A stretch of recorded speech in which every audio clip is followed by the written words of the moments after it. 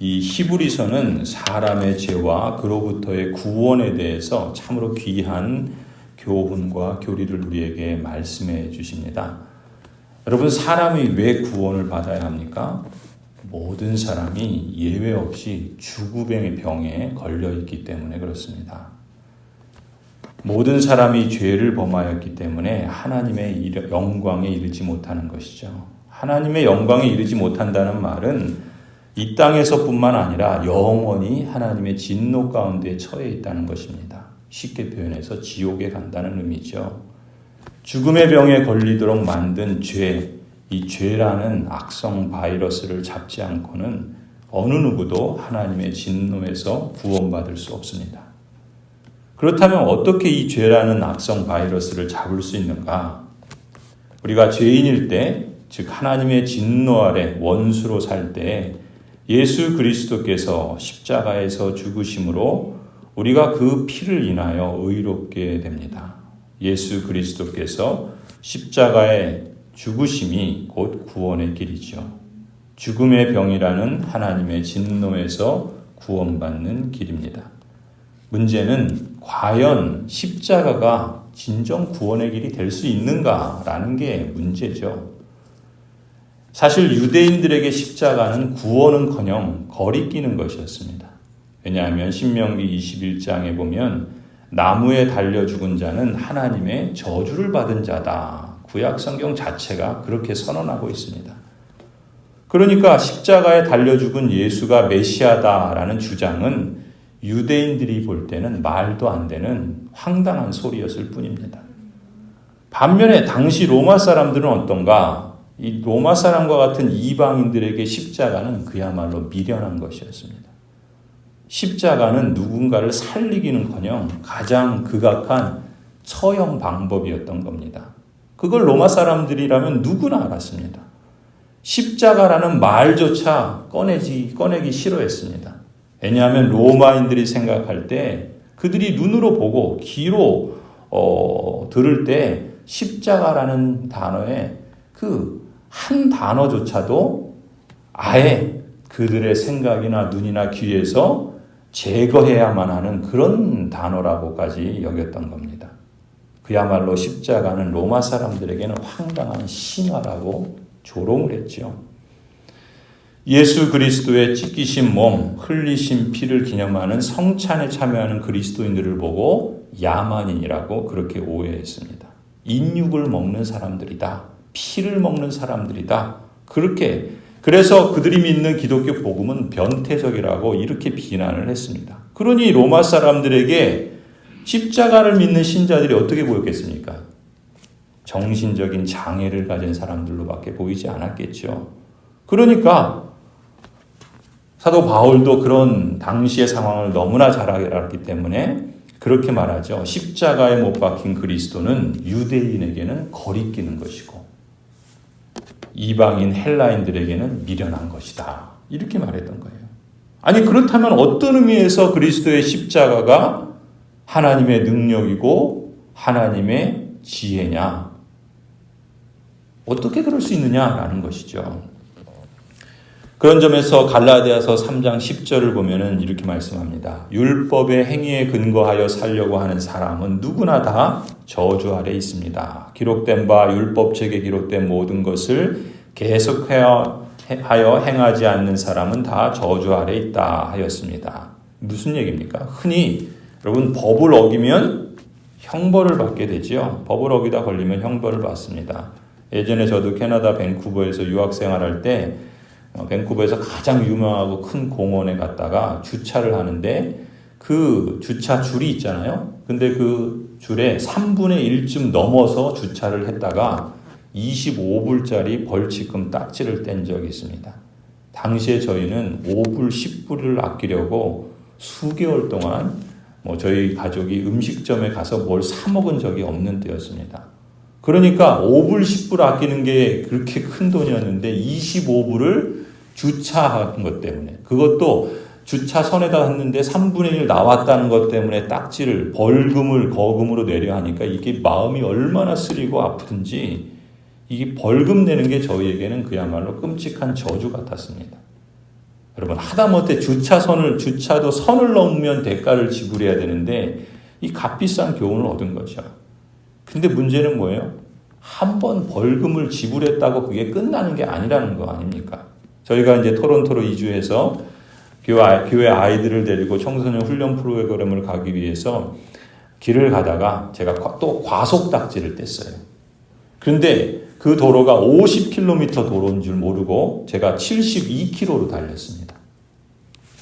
어찌 보면은 그렇게 빠른 것도 아니라고도 볼 수 있지만, 그러나 50km 도로니까 위반한 거죠. 12km를 위반한 거 아닙니까? 그래도 72km 정도면, 그 정도면 다음부터 조심하라고 좀 봐주면 얼마나 감사합니까? 이런 생각도 참 어리석은 거죠. 근데 그 경찰관은 여지없이 티켓을 끊는 거예요. 벌금을 자그마치 120불짜리를 끊었습니다. 25불도 이게 뭐 벌벌 떨면서 그거 내는 것도 참 끔찍한 저주 같았는데, 그게 4배나 넘는 벌금을 보니까 이거는 끔찍하다 못해 까무러칠 정도였어요. 제가 다시는 이 쓰라린 아픔을 겪지 않으려면 어떻게 해야 되겠습니까? 일단 벌금은 내야 돼요. 그렇죠? 안 낼 수는 없죠. 벌금을 내야 돼요.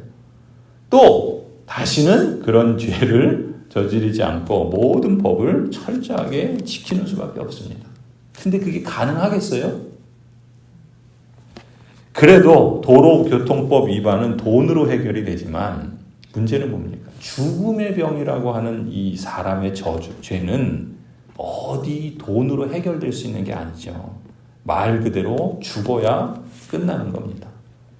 사람이 죽음으로 죄의 대가를 지불하면 인생은 그것으로 끝나버리는 거죠. 저주 아래 영원한 지옥에 가는 거 아니겠습니까? 더군다나. 그렇다고 평생 모든 율법을 다 지킬 수 있느냐? 그럴 능력도 없어요.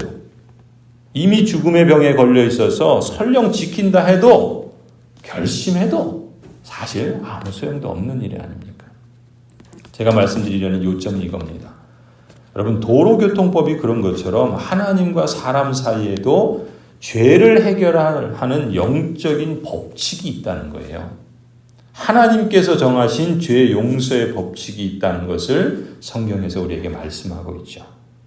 그게 뭡니까? 이 죽음의 저주를 해결하는 죄 용서의 법칙은 마치 도로교통법에서 그런 것처럼 첫 번째는 죄에 대한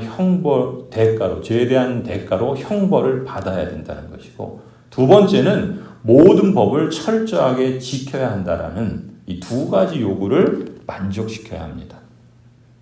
다만 문제는 뭐예요? 그중 어떤 것도 사람이 제대로 할 수 없다라는 게 이게 근본적인 문제죠.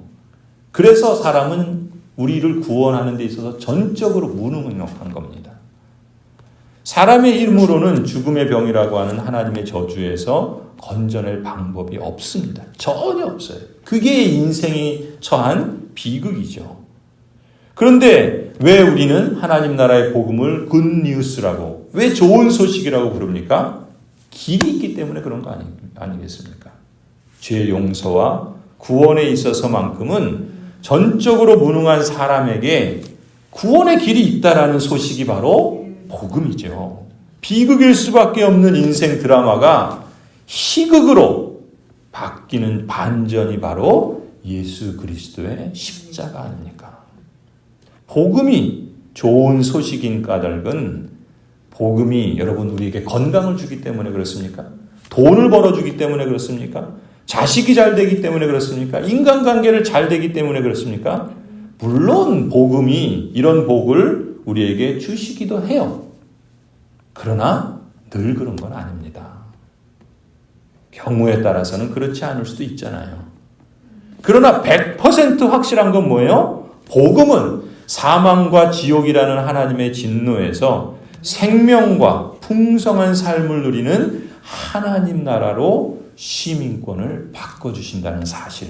그건 100% 분명하지 않습니까? 하나님의 진노를 받지 않기 때문에 좋은 소식이요, 굿뉴스라고 하는 거죠.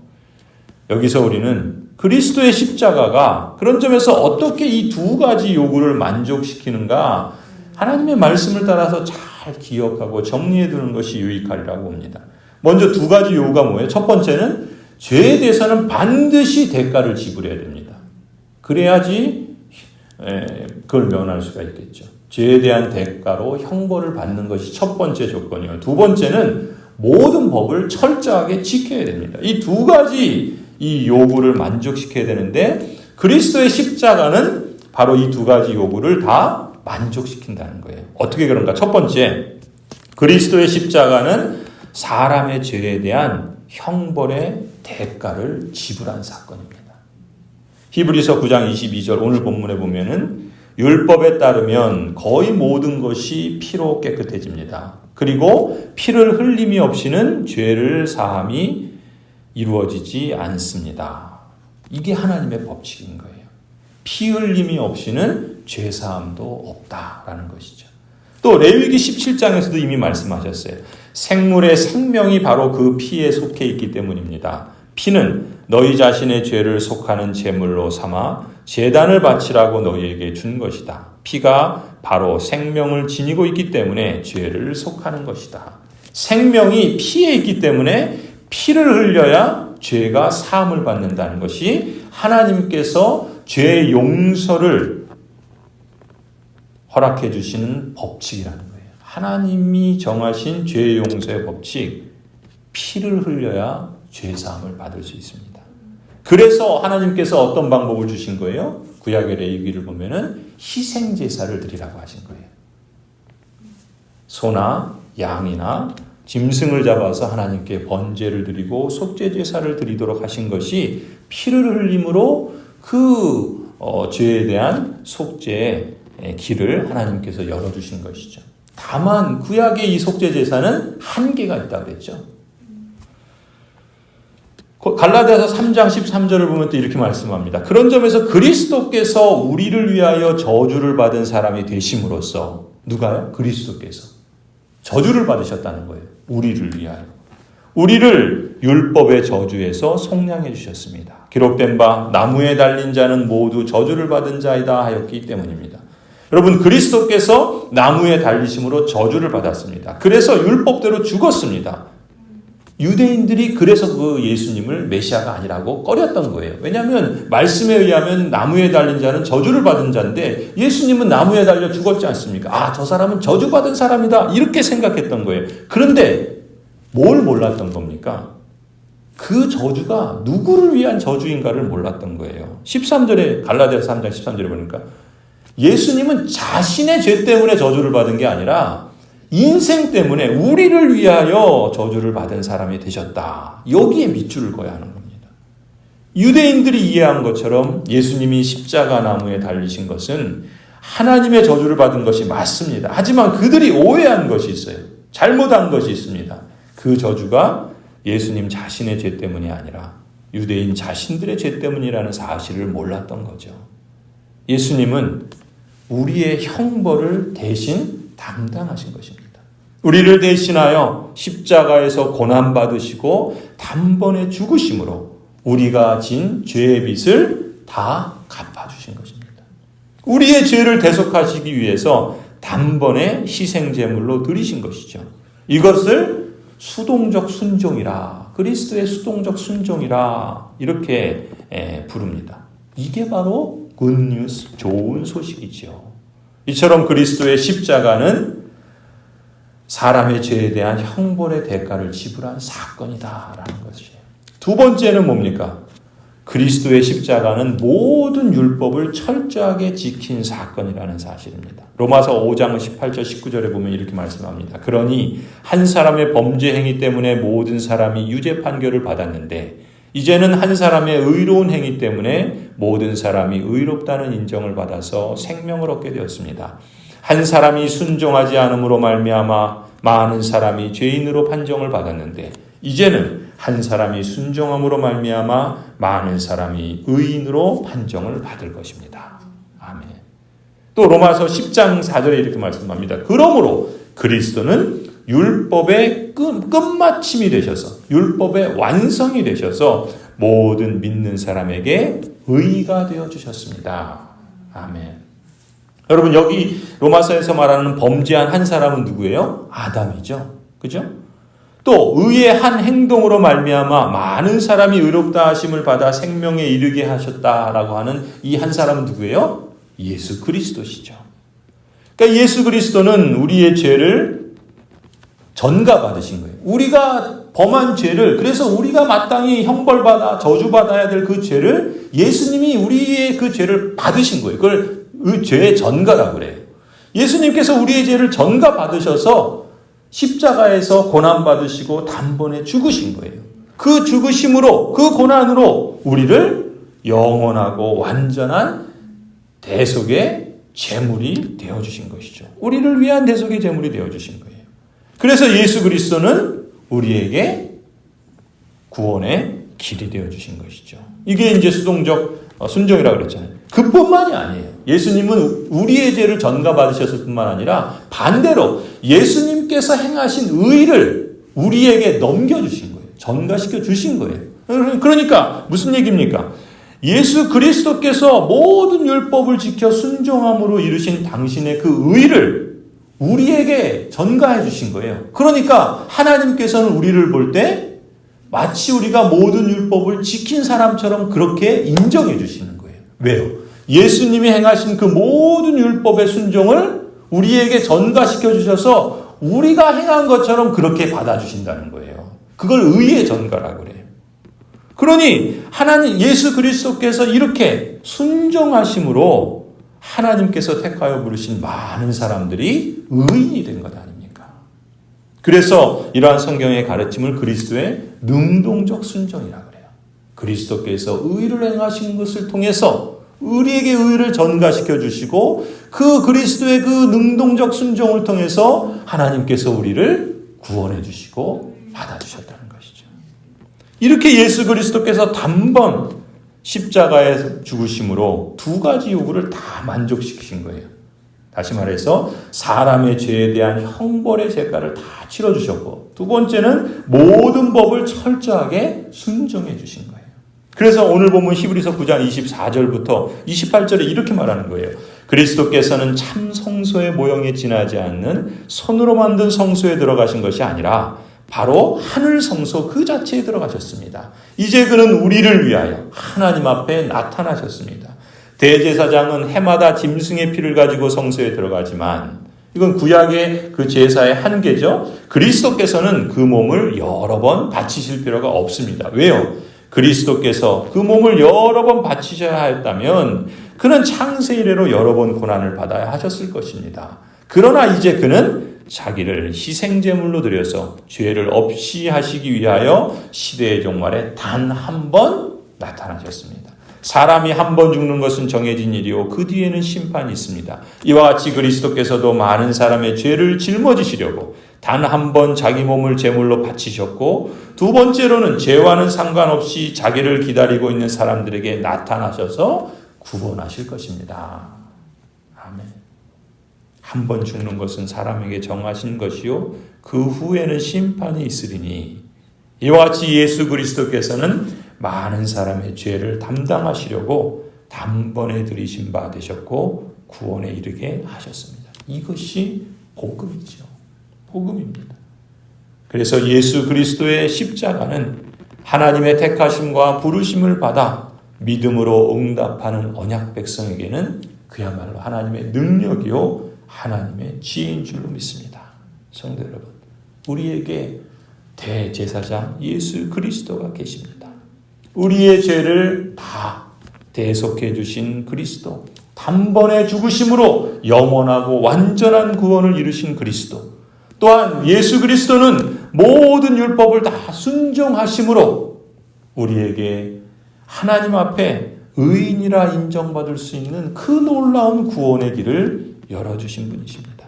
그러니 이 예수 그리스도를 굳게 붙잡으십시다. 그 예수 그리스도를 신뢰하며 하나님께서 우리에게 허락하신 이 구원을 우리가 늘 마음에 되새기며 하나님을 찬송하고 감사로 하나님을 예배하는, 순종으로 하나님을 기쁘시게 하는 그러한 삶으로 나아가십시다. 이것이 하나님께서 우리를 통해서 영광 받으시고 우리도 그 하나님의 은혜 아래서 참된 생명과 풍성한 하나님 나라의 복을 누리는 길인 줄 믿습니다. 이러한 은혜가 오늘도 여러분과 가정 위에 또 자녀들과 우리 교회 위에 날마다 새롭게 실감나고 경험될 수 있기를 간절히 축원합니다.